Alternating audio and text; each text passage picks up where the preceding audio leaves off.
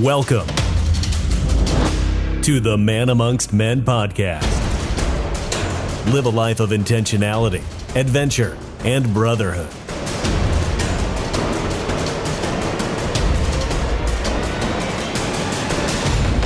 Take the inner journey and live out over your edge constantly.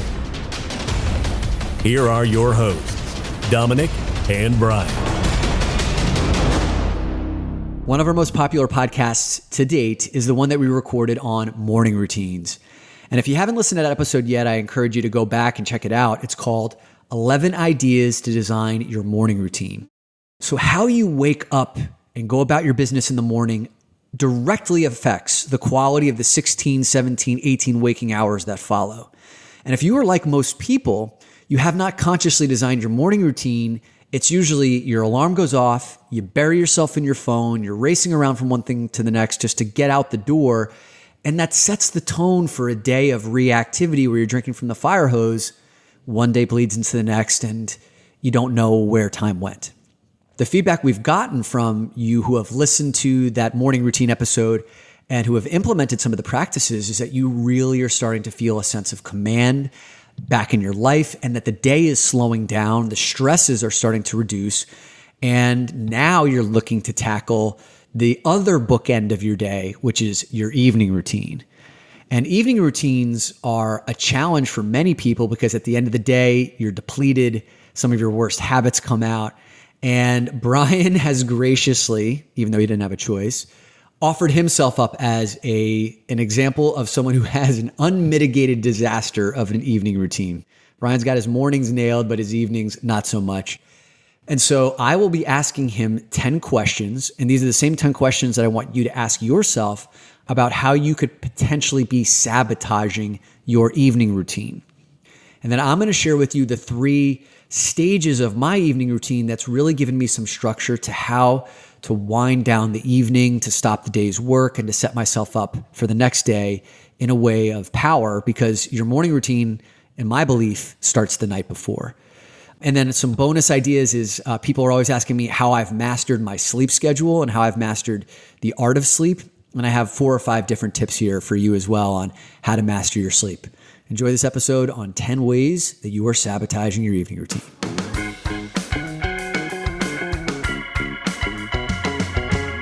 Bryan, before we get into all the good stuff about evening routines, one of our most popular podcasts was called How to Keep Your Dick Healthy with Dr. Amy B. Killen.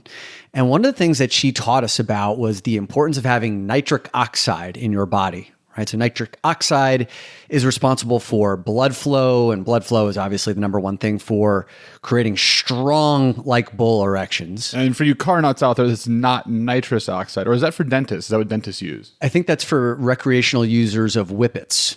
Oh, wow, I'm very confused. Nitrous oxide. Nitric oxide, very different. Very different. Good for dick health. Good for dick health. And one of the things that Dr. Amy told us to do was to buy those test strips. So I went on Amazon for $9.99. I bought the test strips, and you and I took a nitric oxide test right before we started this. We did. There was 3 levels that you could score. You basically take saliva, put it on your fingertip, and then put on this little test strip, and then it turns a color, almost like a pregnancy test. It felt very 8th grade science-y. Yeah, right. There was basically 3 categories. You're either depleted, you're low, or you're optimal. Bryan, the son of a bitch, is at optimal levels. Oh, my stick was so pink. I think it was so pink, it was almost purple. And my shit was like between low and depleted, which is kind of surprising because I have every day L-arginine mixed with water, which is supposed to chemically induce nitric oxide. Shit doesn't seem to be working, man. So anyway. You seem very upset by your lack of pink stick. Yeah. Mm-hmm. I'm going to have to talk to Dr. Amy. I walk into your bathroom, I see 9 different mouthwash and 65 different face creams. So like, there's maybe something in the mix there. By the way, that's one of the things that Dr. Amy taught us was Listerine is one of the things that can kill bacteria in your mouth that actually catalyzes nitric oxide. So I've removed Listerine. I buy this like $10 bottle of Ayurvedic shit-tasting mouthwash to clean my mouth. That stuff doesn't. Yeah, I just took out, maybe this is why my nitric oxide is so much better, because I took out mouthwash altogether.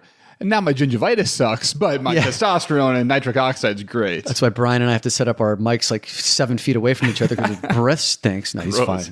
Bryan's a clean man. All right. Let us get into the topic of conversation for the day, which is evening routines. Evening. Because one of our most popular podcasts, and we still get like a lot of people writing and emailing and direct messaging us about, is the 11 tips for your morning routine. One of the things that I love saying is that the bookends of your day, the first hour, the last hour of your day, determine the quality of the 16, 17, 18 waking hours, the power, the productivity, the peace of mind that you have in between. And most people just don't have a conscious strategy around either of them, their morning or their evening routines. I love to think of the next day starts the night before. Basically, tomorrow starts tonight. How you set yourself up tonight is going to determine how you wake up with power or with fatigue or with distraction tomorrow. So you have quite an elaborate morning routine that works very well for you. Right. Well, we talked about that in detail in the last podcast. And what I've noticed, even recently, this is in the past, let's say 15 days, I just went a few days without doing that morning routine. Now, maybe I got a meditation in later in the day, but I didn't go through the morning routine. And I started noticing irritability. I started noticing a feeling scattered. More fear-based decisions were being made. Yeah. And it took me about 2 days of getting back to my morning routine and getting back to it that I came back to clarity, came back to peace. And so I know beyond a shadow of a doubt what the morning routine does for me, something that I need. And when it comes to night routines, which, spoiler alert, I have no morning or no nighttime routine. Yeah. I'm excited about what that could potentially do for my life. Yeah. Awesome. And so we're going to use you as the test case, as our listener, presumably, who doesn't have an elaborate evening routine either. And elaborate's probably the wrong word. It's really more about an intentional evening routine. And that's the thing, because I do, and we talked about this for morning routines, I do have a nighttime routine. It's just not very conscious. Yeah, you have not designed it. It's just, whatever it is. Yeah. Well, we'll get into what it is. I do have an evening routine. And this was what I found, that the evening routine has been harder for me to develop. It was harder for me to find a rhythm for it. It's harder for me to maintain it. Typically, because at the end of the day, I'm quite often tired and depleted from all of the work that I did over the course of that day. And the evenings end at different times, typically. My mornings are more consistent.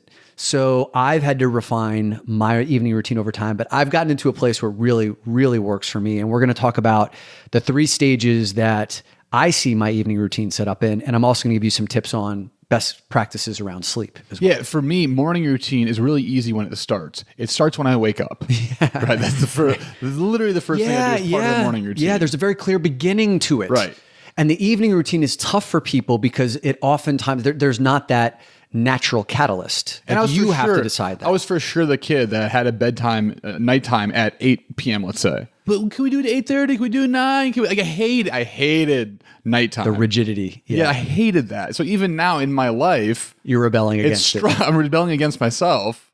I tell myself I'm going to go to bed at 11 o'clock every day. Rarely happens. Okay. And I think on top of the morning routine starting when I wake up, what you said earlier is really big. I start and I'm fresh. My tank is full to step into my morning routine. At night, I'm like, I should totally read right now.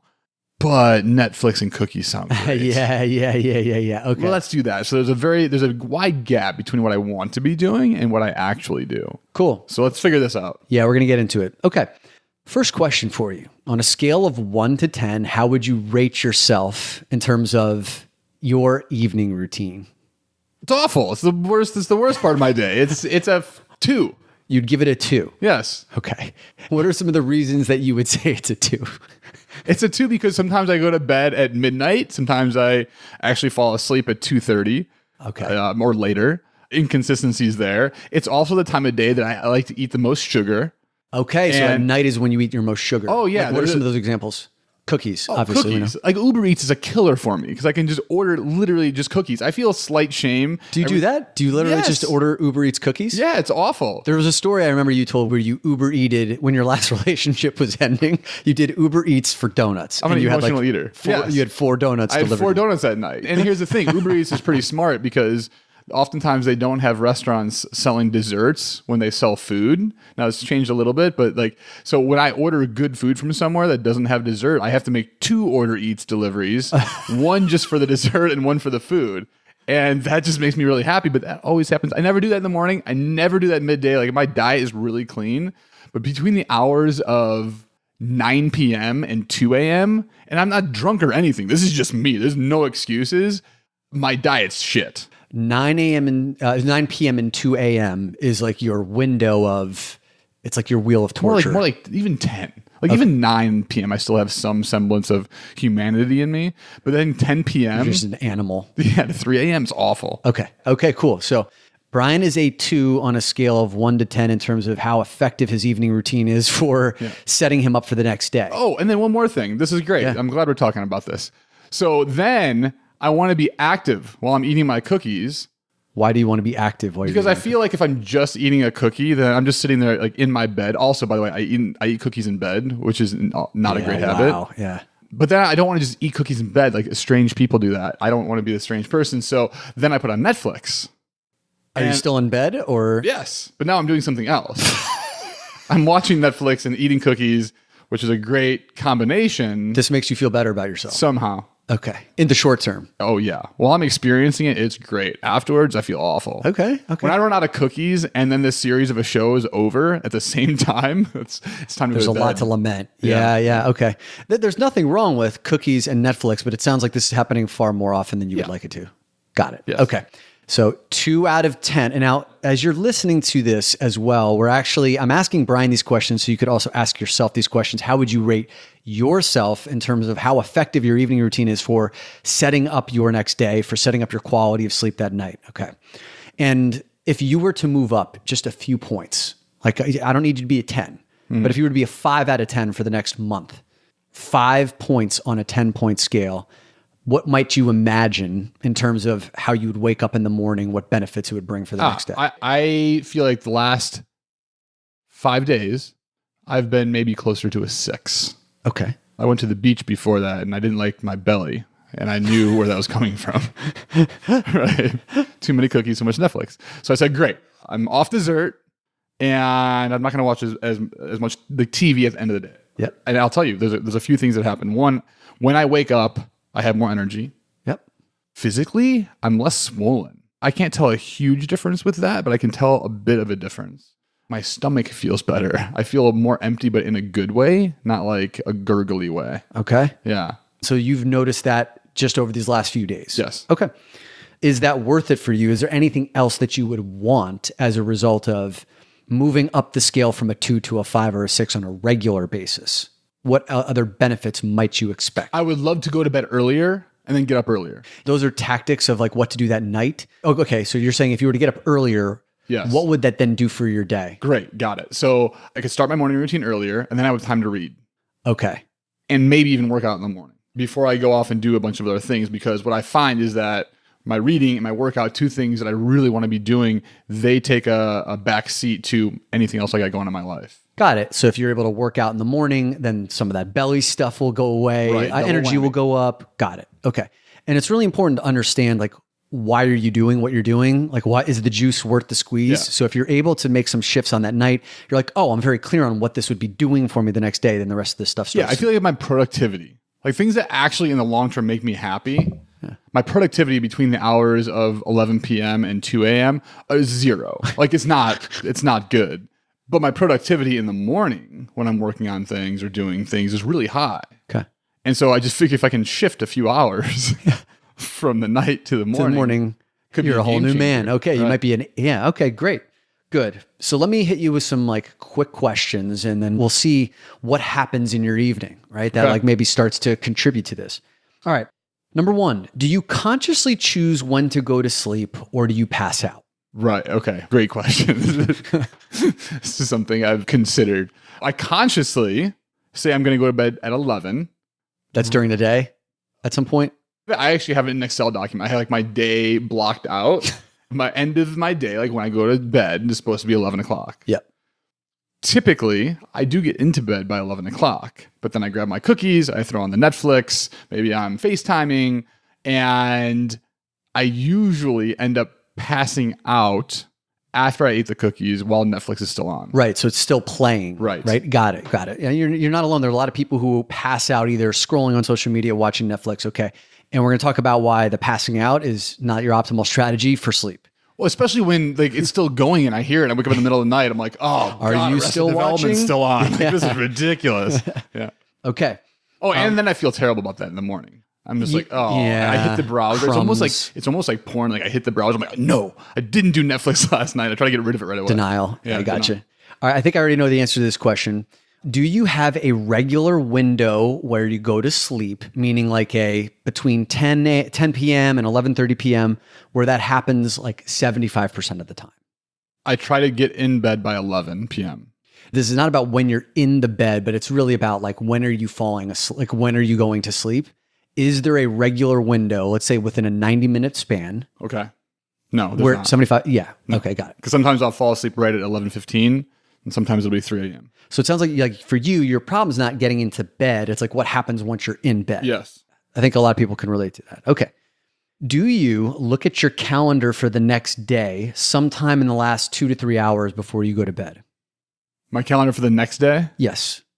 Yes. Not always, but yes. Not always, but yes. So this is really about like, are you basically setting up the next day? Like, do you have an awareness of what's on the horizon for tomorrow in the last few hours of the evening? Okay. And sometimes not always. Right. Okay. So there's probably a sensation of waking up on the day and being like, what do I have to do today? Yes. Sometimes often. Okay. What is the very last thing that you do before the lights go out? You pass out, but on the nights where you consciously turn off the Netflix, what is the last thing that you do typically? If I am watching something on Netflix. Are you always passing out? Is that the thing? Is it like every night you... Oh, so you're asking if there's times where I don't pass out, what's the last thing that I do? Yeah. Oh, okay. So one thing that I've done is if I'm not doing anything, but I'm in bed and I'm still awake, I'll go through like 3 things that I was thankful for the day. Yeah.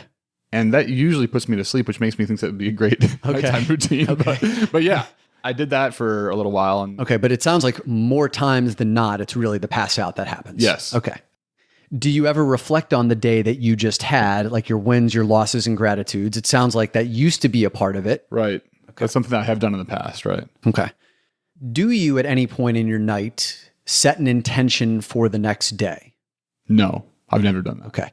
And now this intention doesn't necessarily need to be, I'm going to show up as the confident Bryan. It could be like, here are the 2 or 3 most important things that need to get done before noon tomorrow. I've had times where I've been excited about what's going to happen the next day, whether it's a meeting or a work activity that I have going on or going on vacation. So I've certainly had those moments. Outside of that, there hasn't been an intention around like, this is what the day is going to bring. Yeah, I gotcha. And also the fact that like you're not always looking at your calendar at some point to like really see what's being asked of you the next day. If you don't have that, then chances are you're probably not consciously thinking about what is it that I need to wake up and tackle for the day. Okay. And I've put that a bit in like onto my morning routine where I was like, okay, I'm just going to pass out. And then when I wake up enlightened and I do my morning routine and like, it'll all come to me then. Got it. When you fall asleep, how often do you wake up at night, if at all? Once I fall asleep, I seldom wake up unless, of course, Netflix is still on and I need to turn it off. Okay, so If you're a the pretty screen's- sound sleeper. Yeah, if the screen's still on, if volume's still going, I might wake up. Otherwise, I usually stay asleep. Got it. Is your cell phone your alarm clock? It's one of them. You have multiple alarm clocks? Yes. What else do you have? Here's how my alarm clock strategy or situation is. So I set my phone alarm, and then I go, hey, Google, set alarm for 7 a.m. And she very politely says, like, great, I'll do your that alarm for set. you. Thank you. Yeah. It's really nice. And then I go, Alexa, please set alarm for 7:15 a.m. So I have 3 going. You have 3. Right. Are they all at the same time? Yeah, we have my Alexa in the other room is now reacting. Are they all for the same exact time or are they like a snooze? Snooze. They're snooze. Yeah. Do you roll through all 3 of those? Often. Okay, so you're not getting Especially up if I on, have a 3 a.m. night, then yes, I'm not getting up when I want to get up. How often do you get up on the first alarm? Seldom. Got it. Okay. Okay. Most nights, when is your last meal/snack? When I'm unconsciously, when I'm just going to bed, I'll eat either dinner late, usually around 11, maybe a little bit after that. Okay. You'll eat dinner at 11? Well, no, usually I eat dinner a little bit early, but then I'll have, like if I'm in a healthier mode, I'll do yogurt and blueberries. You have yogurt and blueberries 11. at like 11? Yeah. Okay. Or and then you'll go to worst case sleep at what scenario, time? Cookies. Yeah, right. And so what time will you go to sleep if you have a yogurt, blueberries, or cookies at 11? Anywhere between 12 to 2. Got it. Okay. How long before bed? When I say bed, for me, when I think of bed, when I'm getting into my bed and underneath my covers, it's like lights out time. For you, it's very different. You get into bed and there's like a whole other part of the night that begins for you. That's right? fair. Okay. And I think it's really important to distinguish that because a lot of people do the same thing. They'll get into bed and then the laptop won't come out and it's like, okay, let's continue to do more work. So my question for you is, at what point before you fall asleep do you shut down work? How many hours before typically?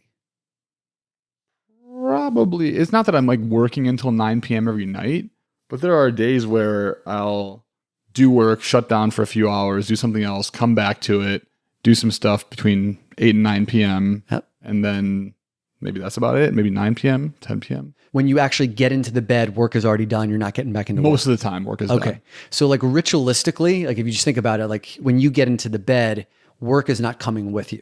Typically not. Typically not. Okay. Last question that I have here is it's all debauchery after, after I get Once you get into bed. Yeah. Yeah. Okay. Nothing productive. What screens do you have in your bedroom? In my bedroom, the whole bedroom? Give people a perspective for like your living situation. Yeah, so I have a big essentially studio. Yep. And so my live work situation's all in like one big room. Yep. But how many screens do I have? I've got, well, let's play them out. We got the laptop, we got the phone, we've got Google Home. Google Home's not a screen, is it? Yes. Oh, it is? Okay. And then there's a TV in there but I only use it for presentations. iPad?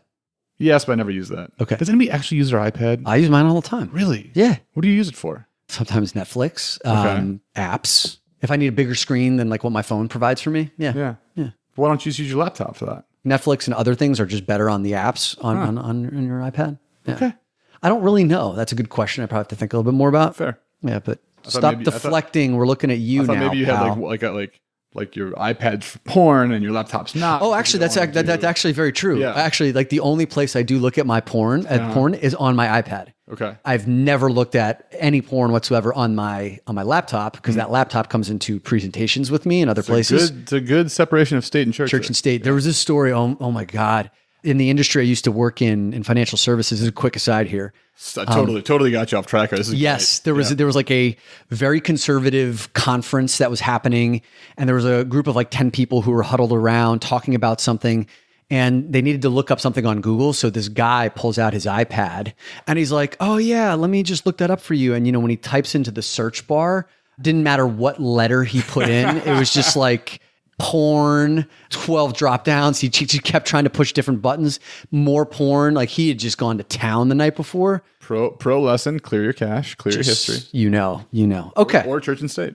Here's the bottom line is there's a lot of room for improvement. Yeah, right? it's close to it too. One thing that you're doing that seems to be working is when you get into bed, work is done. There is a clear sense of when my work is finished, then I go to bed and work doesn't come there with me. So your bed already represents a place where work doesn't exist, which is cool. Like, thank you. Environmentally You somehow speaking, made me feel good about my nighttime routine so far. I'm going to kick you in the nuts for the rest of this. Good at nut, thank you. Yeah. Excuse me. I will kick you in the singular nut for the rest of this. And I want you to think about what happens once you get into bed is like really where your nemesis is. So like, because you don't have a couch right now, right, in your place? Oh, I got a couch in there too. You have a couch now. It's been a while since I've been in there. Okay. So it seems like you need, like right now, a bridge between finishing work and getting into your bed. There's a part of you that likes a little bit of a wind down, like watching Yes. some Netflix or whatever. Yes. And most people need a wind down. And that's the thing. Like, I would love to say that's a great time to read, right? Yeah. Don't do it in the morning, do it at night. But the idea of at that point in time of the day, like taking in more information that is critical to what I do, I'm like, no, I don't want that right now. I do not read anything at night that will activate my thinking brain. I read fiction exclusively. And this is coming from Tim Ferriss, who obviously we both look up to. And he was someone who had suffered from insomnia, and he struggled a lot with like how to Great go to bed. nugget. I love this. If I start reading a book that activates my thought process, productivity book or a book on spirituality or some book that I want to take notes on, I'll be jacked up for the rest of the night. So I only read fiction at the very end of the night, and usually within like 20, 30 minutes, I'm done. Okay. So for you, when you finish your work, it seems like it may happen on a regular basis. It sounds kind of like it finishes by 9 or 10 o'clock. The next transition for you needs to be some wind down time. But if it's in your bed, that's the problem because you're too comfortable, you're laying down. That's where you'll pass out and probably like much later than you need to. I would recommend moving over to a couch, watching your stuff there, maybe eating a handful of cookies or whatever. Like you can wind that down later. And when you get into bed, we're talking baby steps here. Yeah, we're not going to, when you get into bed, the bed is exclusively for you for falling asleep. It's fascinating. I know in training dogs, you never want to let them sleep in the same cage that you punish them in.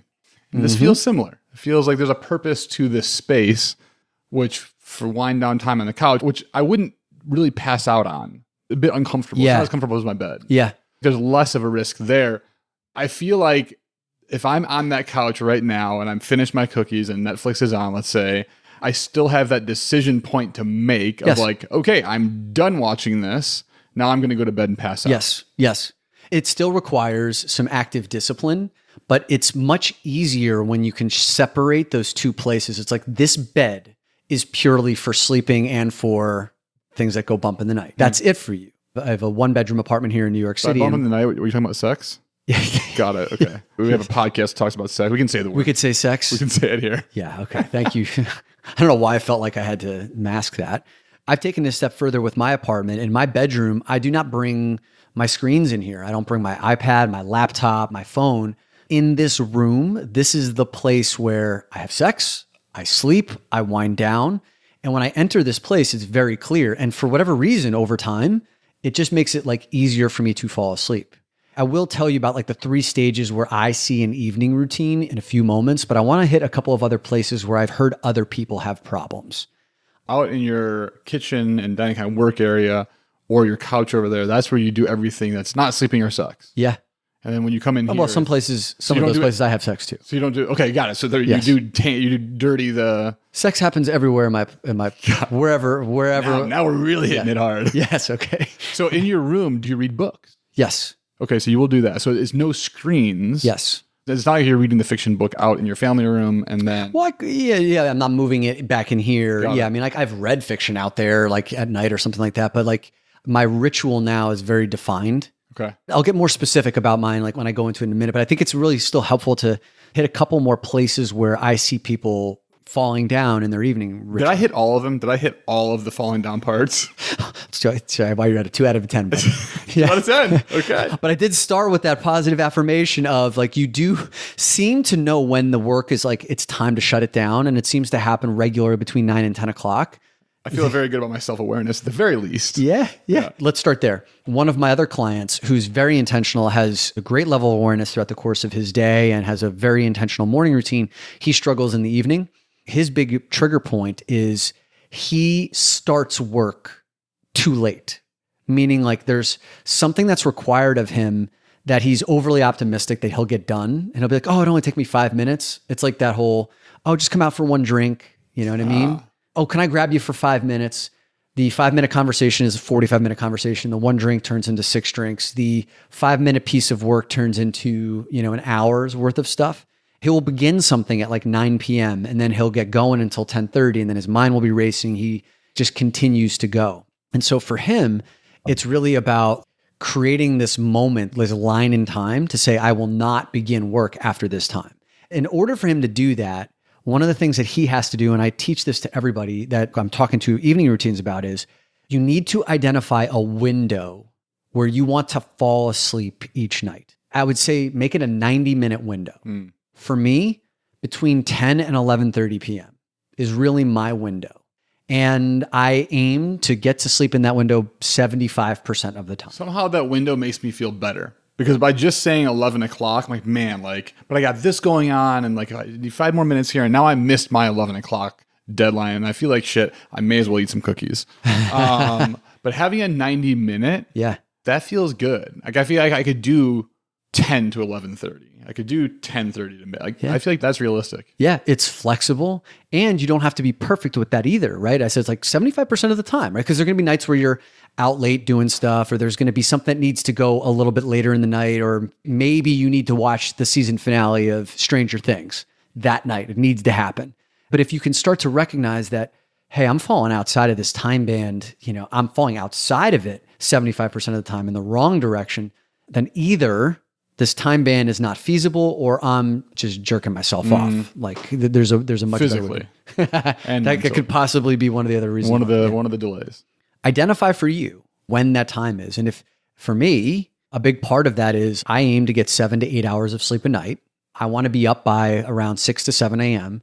So if I go to bed at 10 p.m. and I get 8 hours, I'm up at 6. Can you imagine how good my nitric oxide is going to be once I start falling asleep? If it's already at optimal, super optimal, yeah? It's going to be bright red. Yeah, think about that. So I could go to bed at 11 and I could still get 8 hours, get up at 7 p.m. or 7 a.m. I could get 7 hours and get up at 6 a.m. by going to bed at 11. And that's still a good night's sleep. Mm-hmm. So it really works. Now that you have that range, you can actually start to kind of back into the evening. I love starting at the end. That does make it easier.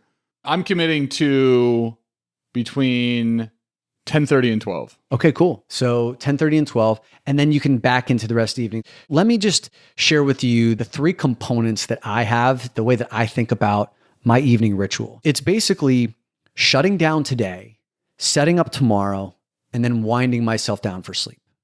Right? Shutting down today, winding up setting up tomorrow. Like, yeah, so those two kind of go hand in hand. It's like shut down today, finish today, and I'll go into deeper detail about that. Set up tomorrow, and then wind it down for sleep. Okay, so what do I mean by shutting down today? Finishing the work of the day. Everything that was asked of me on the day, the emails that have to be responded to, the work that needed to get finished, it's never going to be finished. As much as I'm going to do is basically done by whatever time I decide, right? So say, for example, I need about an hour for those 3 things. So an hour for those 3 parts of the process.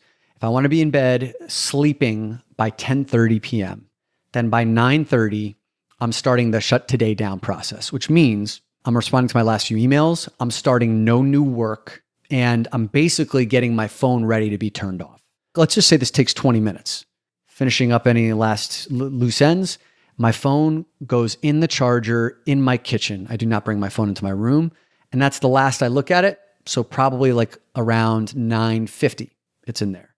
This explains why you never answer my text messages after 11 p.m., right? Yeah. Like I'm basically putting a real clear cap on the day. This day is done. I'm not responding to anything else. I'm not going into my phone. And by the way, not looking at my phone after that is a really powerful way to close the day down. The next stage, which could be another 20 minutes or it could even just be like 10 minutes, is really setting up tomorrow. And I love eliminating decisions for myself in the morning because usually when I wake up, I'm kind of disoriented. I don't want to like think with a groggy mind, like what is asked of me in this morning. Like I don't want to have to figure stuff out as I'm trying to ease into the day. I take care of all of that the night before.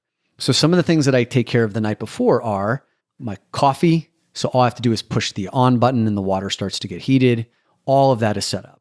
My outfit for the day is set up. If I have to like work out in the morning, my workout clothes are there, or my business attire, whatever it is, like my outfit is set up. And I also write out what is the 1, 2, or 3 things that need to get done before noon tomorrow for the day to be a win. Okay.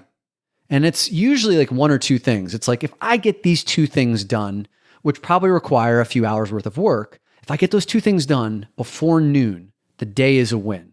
When you do that, do you ever go to sleep then thinking about these things? No, it's out. It's like you've written this down. Yes, it's written out. I put it on an index card in my kitchen area. So that doesn't come into the bedroom either. Nope.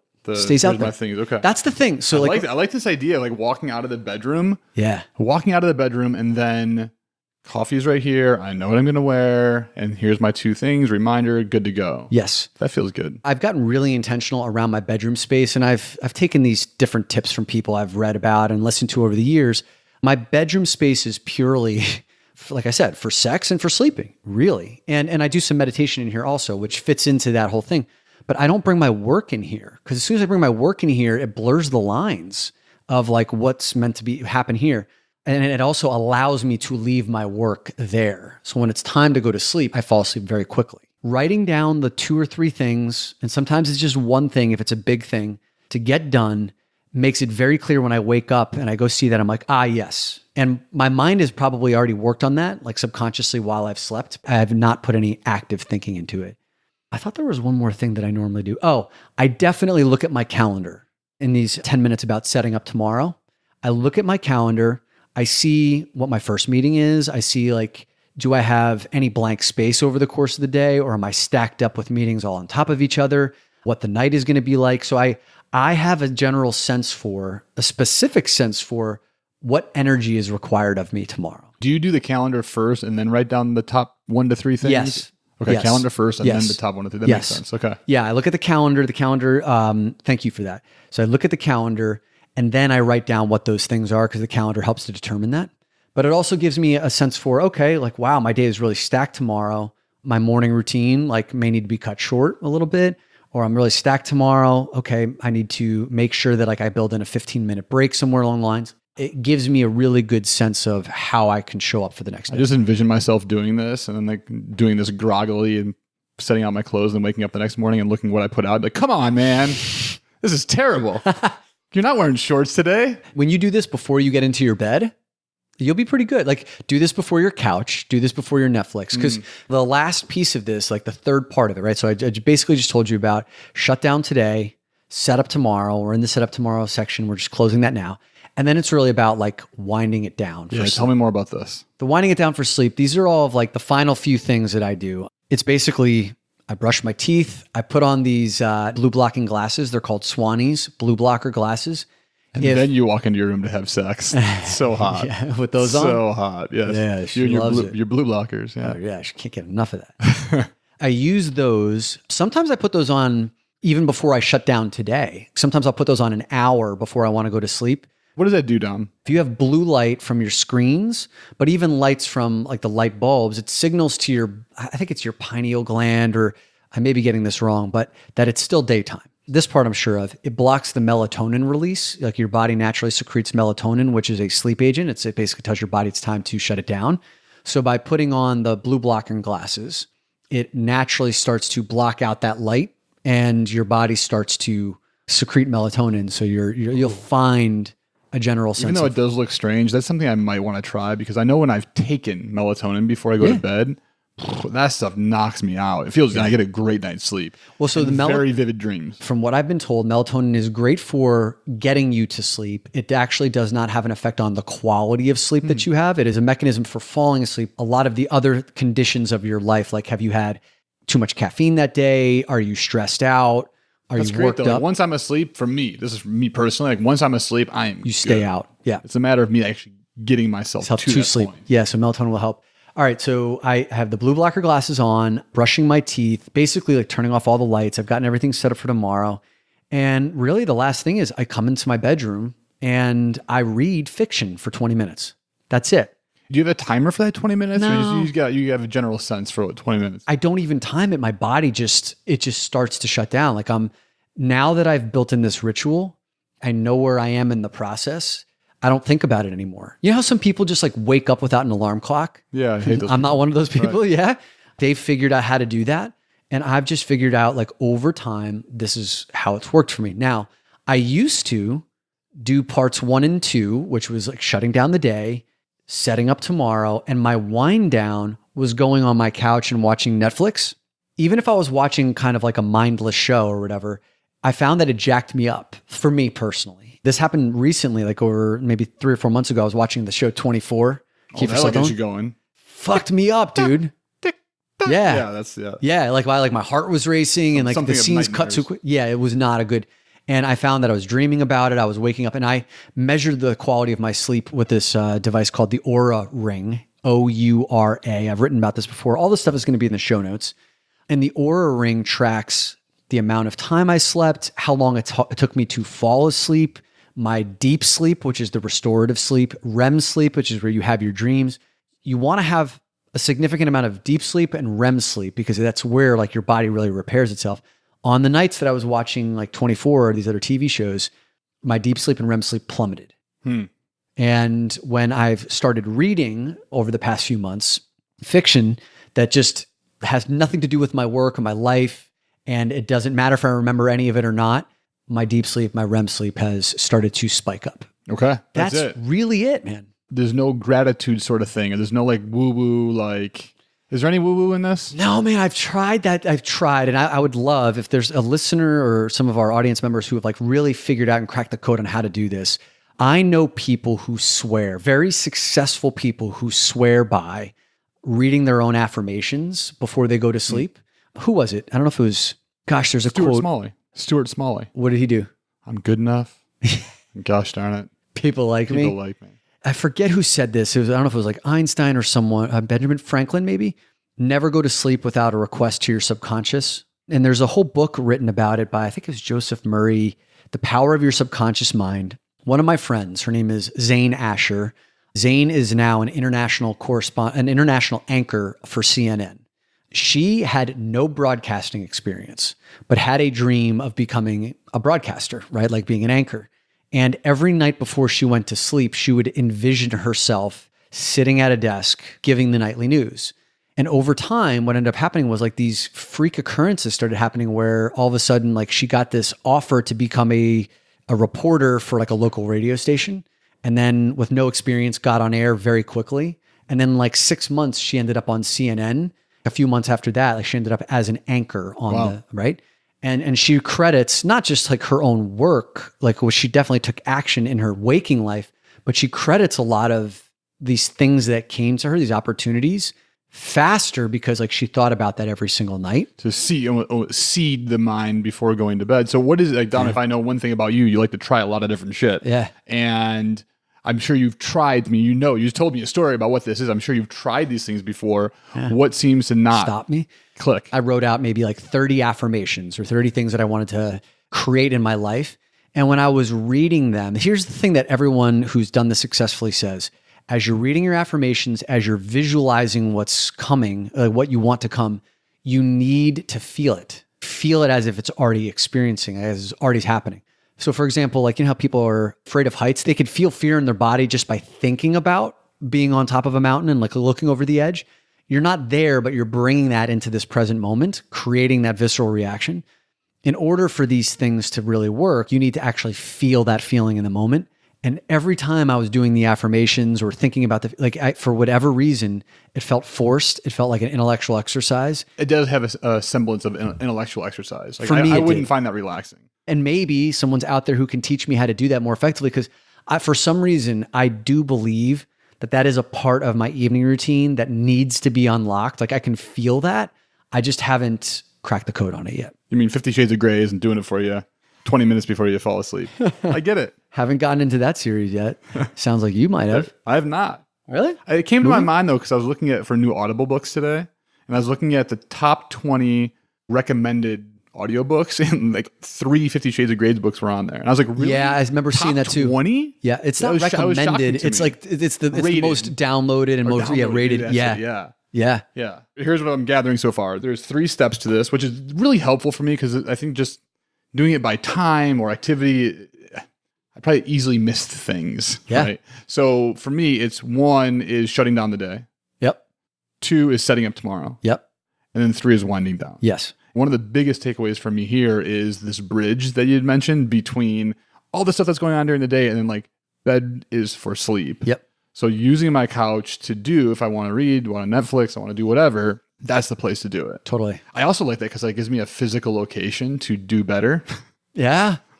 Yeah.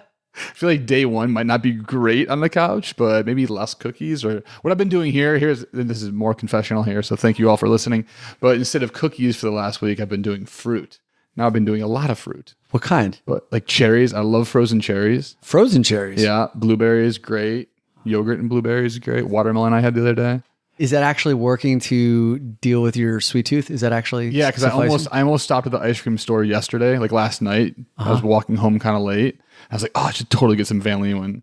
Some what? Van Leeuwen. Oh, yeah. Something or another. Yeah, I know. Like, they have like vegan-ish ice cream, right? And so I love that stuff. And I was walking by, I'm like, should I, shouldn't I, should I? No, I shouldn't, because I know I have frozen cherries at home and that's enough. See, for me, like when I'm into dessert, fruit just does not substitute. Not one iota. Fair. It's like Ben and Jerry's, give me a brownie, give me a cookie. And don't give me gluten-free vegan shit. Give me like the thing. We need to get off this topic. I'm getting hungry. Okay, sorry. Let me hit you with some final best practices around sleep. I've purchased some products that like really make a difference for me. Before that, I get into the purchasing of products.